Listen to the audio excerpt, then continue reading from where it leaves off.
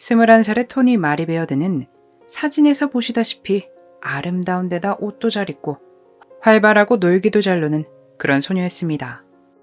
그녀는 가족들과 함께 미국 유타주 홀리데이라는 마을에서 함께 살았으며 그들은 서로를 위하는 그런 가족이었죠. 2010년 6월, 아직 어린 나이였던 17살의 그녀는 친구들과 함께 차를 타고 하지 말아야 할 것도 하며 즐거운 시간을 보내고 있었습니다. 그 말아서 피는 그 나쁜 이파리 있죠. 해롱해롱하게 만드는. 그걸 단체로 하고 차를 몰고 다니다 경찰에 걸렸고 행동건강치료 90일을 선고받았습니다. 부모님들은 토니가 그곳에서 버틸 수 있을까 너무너무 걱정됐지만 법원의 명령을 따라 그녀를 보내야만 했습니다. 그렇게 그녀가 들어간 곳에서 그녀의 운명을 바꾸게 될 한 사람을 만나게 됩니다. 그곳은 토니 말고도 분명 그런 비슷한 행동을 하다 들어가게 되는 여러 사람들이 있겠죠. 그 중에 빅토리아 멘도사가 있었습니다.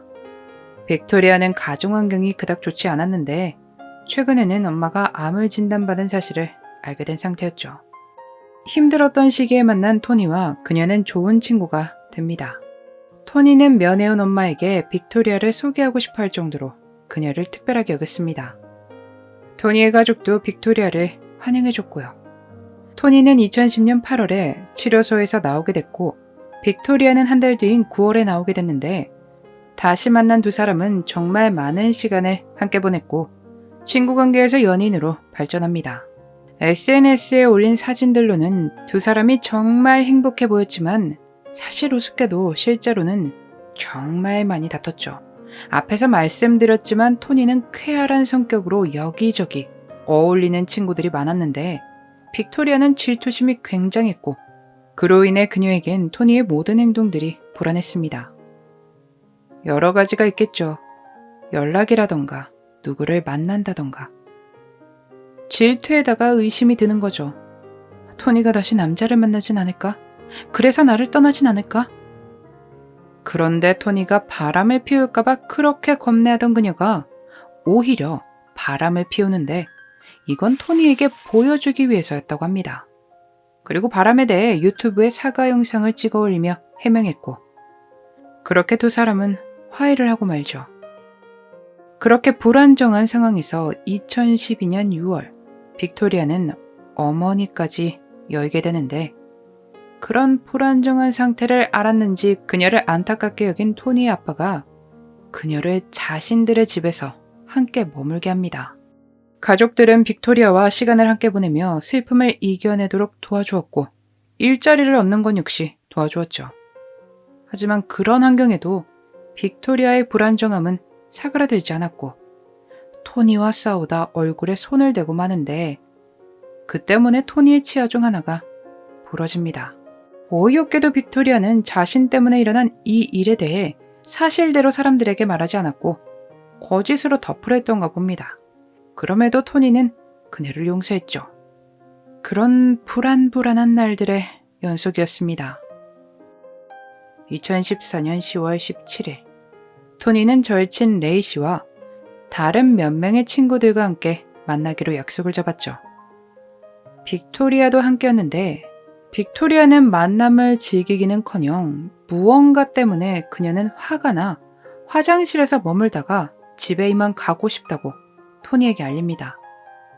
그렇게 토니, 레이 씨, 빅토리아는 함께 차에 올랐습니다. 토니는 먼저 레이 씨의 집으로 향했고 레이 씨는 차에서 내리며 토니, 빅토리아, 사랑해 라고 인사를 한 뒤 문을 닫았습니다. 그게 절친과의 마지막 인사였습니다.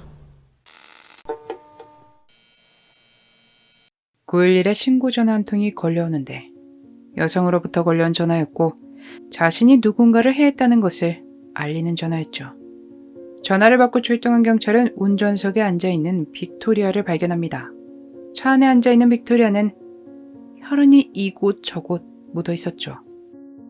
혹시 무기를 소지했냐는 경찰의 질문에 차 안에 있다고 순순히 대답도 해왔습니다.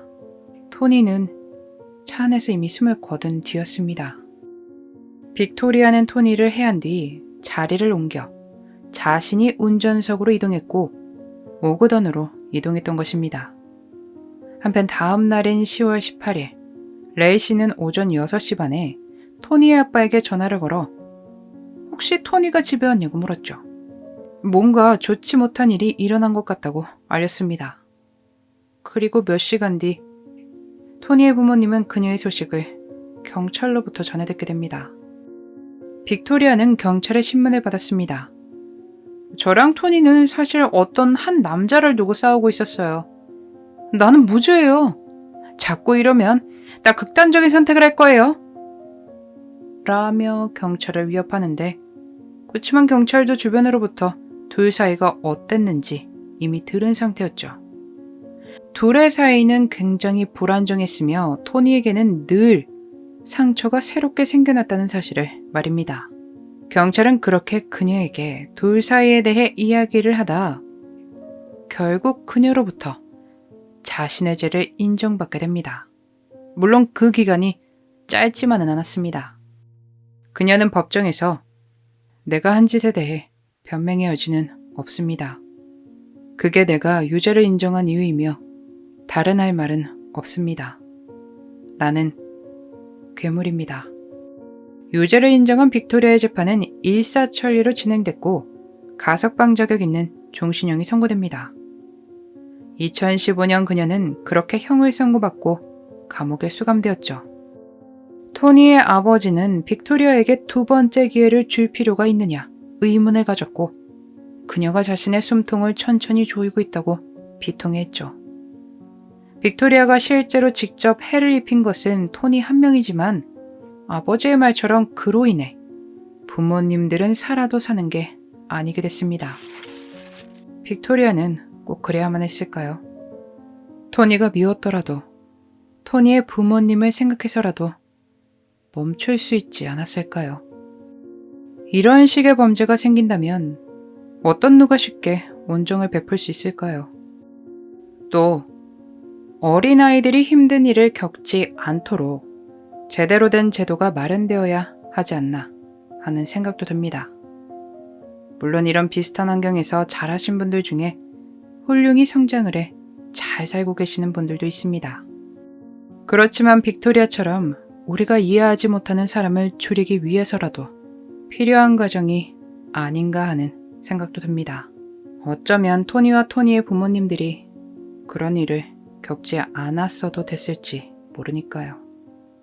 토니가 부디 모든 것을 잊고 지금은 좋은 곳에 있기를 빌며 영상 마치겠습니다. 지금까지 그날의 미스터리 오키노TV였습니다.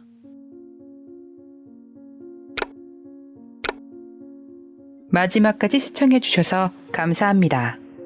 좋아요와 구독은 저에게 큰 힘을 줍니다. 오늘 하루도 수고하셨습니다.